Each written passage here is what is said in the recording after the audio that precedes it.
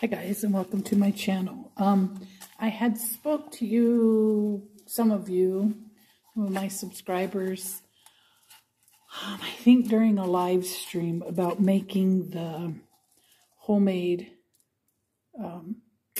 embossing powder. So here, it's kind of what it looks like dry. And I still have to squash that up a bit with a mortar and pestle. So I got to get me one of those or something equivalent to that. And I'll give you the recipe or the how-to. Now, I made this about a week ago, and it is still damp. But as it dries, I just kind of come in and crumble it and kind of spread it out to help it. Because when it dries, it's like pretty tough, pretty hard. So today I'm going to be working on a mortar and pestle, I guess is what you call it. But the bowl and the little squishy pound, the little thing that you grind stuff up with. But anyhow, I made this. And so like I said, once it gets to about this point, I go ahead and I start making my bigger chunks smaller. They say you can put it in a blender, but this came from floor wax, y'all. I don't know if I want to do that or not. So let me give you the prescription or the instructions, however you want to look at it, for making this. So you're going to buy floor wax, but you got to look. It has to have acrylic in it. It has to say acrylic floor wax. And you're going to need to make sure it has a fair amount of acrylic. Now, I was lucky. I found mine at a yard sale. So I'll show you what I found to make this. So hold on just a second, guys. I'll be right back. Okay, this is what I found. And then it says, it's a polyurethane reinforced to provide blah, blah, blah. Achieve the wet look with superior gloss and glistening without any buffing. And then, what does it say? To try to find it here. Come on. Okay.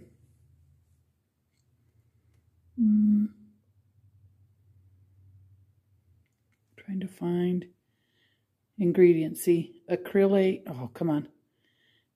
Straighten. Let me put my thumb down there. Acrylate copolymer. So acrylate is the acrylic. So I followed the directions from another person off of YouTube, and he put a little bit of water in a bowl, and then he added the acrylic, and then with an eyedropper he just started adding vinegar until it started making acrylic, and it does it like instantly, guys. You only need about 5 or 6 dropperfuls of vinegar, and then you get an old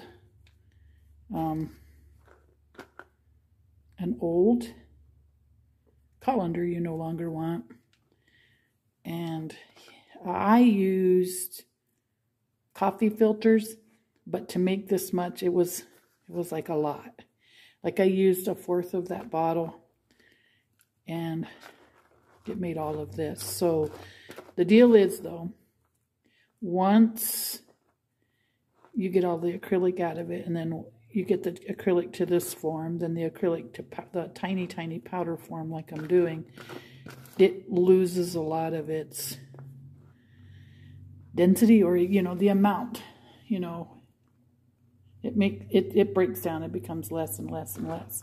So anyhow, I just go through, get these all broken up. And then I just, every day, because like I said, this has been a week drying. And I think if I had made less, it would have been a lot quicker. Because like that little medicine bottle, I made it, I think, in a couple of days, maybe 3 days. And it was really maybe only the bottom section of, the bottom portion of a coffee filter. So I just tried a little bit to see if it was going to work. Next up Once I get this all broken up and into a powder, I'm going to get my alcohol inks and dye some of it to make some different colors. I'd like to have a black. I'd like to have maybe a brown, you know, for the vintagey stuff. Maybe some red and green for Christmas. But anyhow, this is how you do it, guys. Now, next up, I'll do the gouache. I haven't gotten all my ingredients yet, so we're waiting on that. All right, so recap. 1 part water, a fair amount of floor finish that has acrylic in it, and then add the vinegar, strain it through a colander and coffee filter, and then once it's strained, come back in and pour a little water over it and rinse it. Rinse out as much of that vinegar as you can. And then as it dries, start crumbling. And that's how you get DIY embossing powder. Okay, guys, thanks for watching.